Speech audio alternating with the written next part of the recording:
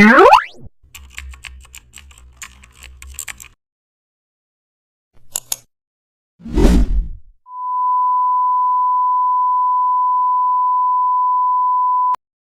back to the channel and don't forget to like, share and subscribe for more updates.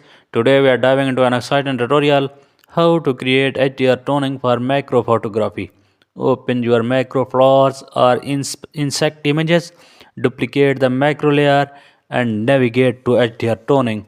Now choose high details for textures definitions, increase edge glow for depth and also raise detail to highlight tiny textures. Lower gamma for richness and also raise exposure to balance overall brightness, add vibrance for rich colors, reduce saturation to prevent unnatural tones, adjust details again for refinement and add a soft selective mask to the background. Blend HDR at 85% opacity, sharpen key areas.